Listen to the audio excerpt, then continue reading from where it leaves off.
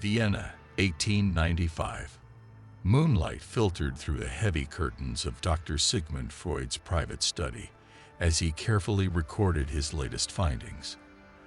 The ink still wet on the page would one day be burned by his own hands, not because it was insignificant, but because it was too dangerous. What he had discovered that evening would haunt him for the rest of his career. His patient, known only as Frau B, lay trembling on the couch, her body rigid with inexplicable paralysis. Through careful hypnosis, Freud had uncovered what he believed to be a repressed childhood trauma. But when he confronted her family with the memory, they produced indisputable evidence. The event never occurred. The trauma was fiction. The paralysis was real. If you are still listening, understand this. What follows isn't just history. It's the untold story of how your mind really works and how it's been manipulated for over a century.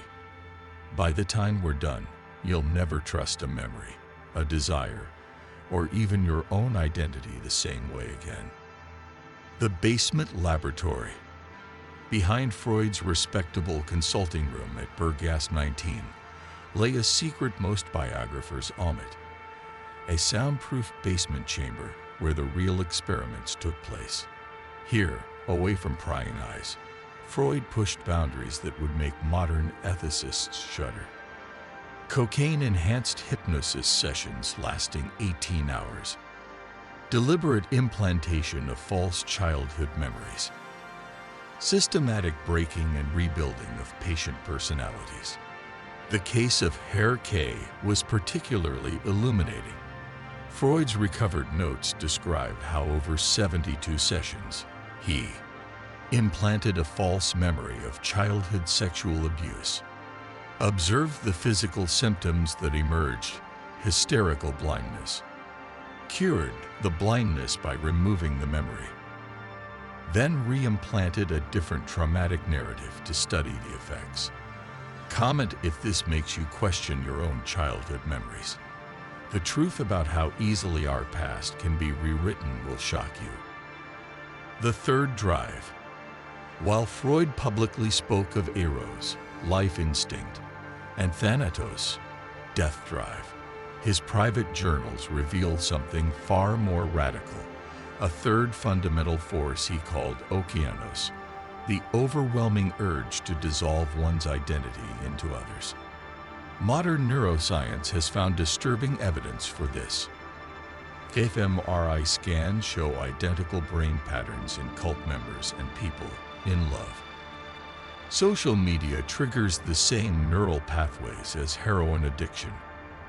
89% of people will conform to obviously wrong group opinions under pressure. That itch to check your phone, the way you lose yourself in relationships, the pull of crowd mentality. Freud discovered their root decades before we had the science to explain them. Comment drive if you felt this unsettling pull. The mass control protocols. As Freud's work progressed, his focus shifted from individuals to societies. Fragments salvaged from burned documents reveal. Protocol Alpha, using shared trauma to create group bonds. Protocol Beta, triggering collective regression to childlike states. Protocol Omega, eroticizing authority figures to bypass critical thinking. These weren't theoretical. Historical records prove Freud consulted with Edward Bernays, father of modern propaganda, early Soviet psychological warfare units, the Rockefeller Foundation's social engineering projects.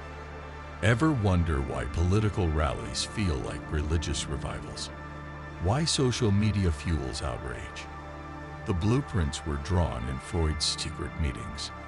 Comment protocol if you're starting to see the patterns. The biological horror. Freud's final, unfinished manuscript contained his most terrifying realization. Civilization is not the suppression of instinct, but its redirection.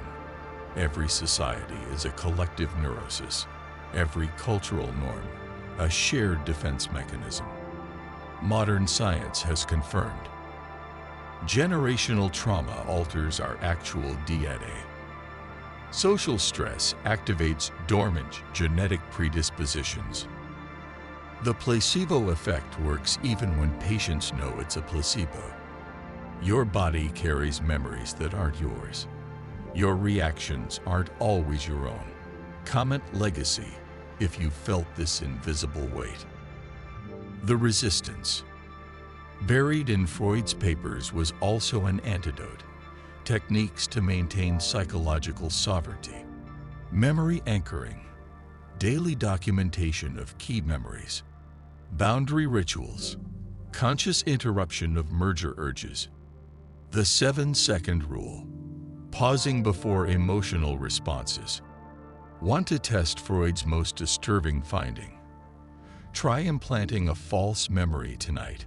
Have someone describe a forgotten childhood event with rich sensory details. By morning, your brain may accept it as real. Comment experiment if you dare try this. The final confession.